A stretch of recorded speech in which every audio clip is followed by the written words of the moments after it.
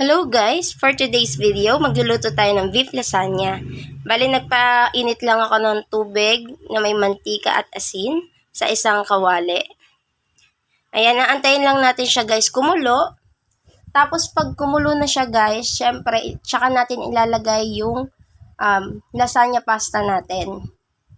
At syempre guys, wag muna natin ilalagay ang ating lasagna pasta kapag hindi pa po kumukulo yung ating tubig dahil maaaring pumangit po yung texture ng ating lasagna pasta. So, pagkatapos niyan, pag hinango na po natin, ilalagay na po natin siya dyan sa isang lagayan, lalagyan ng tubig na tap water, then i-drain, tapos isa-set aside po natin siya. Tapos sa isang kawali naman po, magluluto po tayo ng red sauce niya.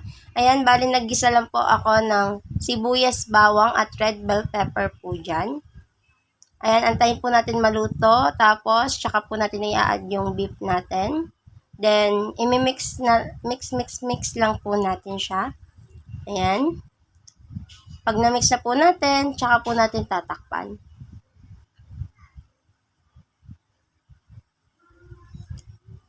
Tapos, tiyanan! Luto na po siya. Tsaka po natin ilalagay yung mga other ingredients niya po na pampalasa. Ayan. Then, mix lang po natin ulit siya.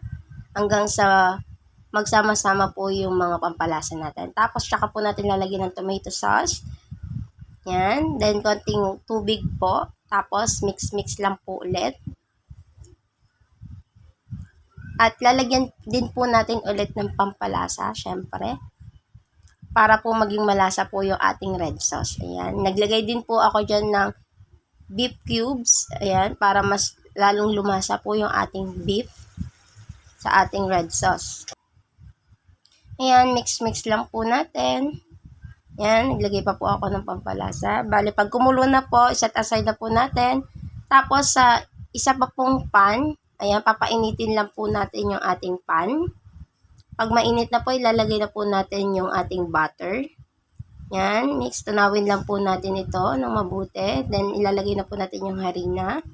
Yan, then mix lang po. Pag ganyan na po yung texture niya, tsaka po natin ilalagay yung evaporated milk. Then mix lang po ulit.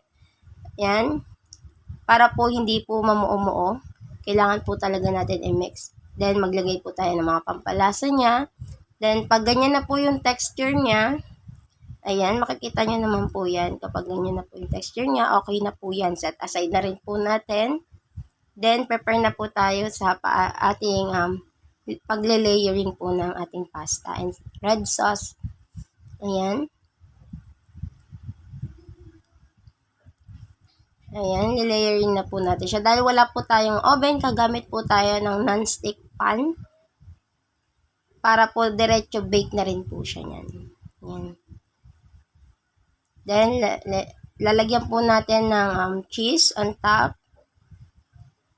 Quick melt lang po ang ginamit ko dyan. Okay na po, melted na po siya. So, ito na pinaka-inihintay natin. Tikiman time na.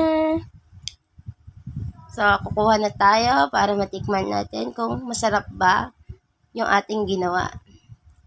Base sa itsura niya po, para sa akin, masarap. Thank you for watching. Don't forget to like and subscribe para lagi kayo updated sa mga susunod ko pong video. Salamat po sa panonood!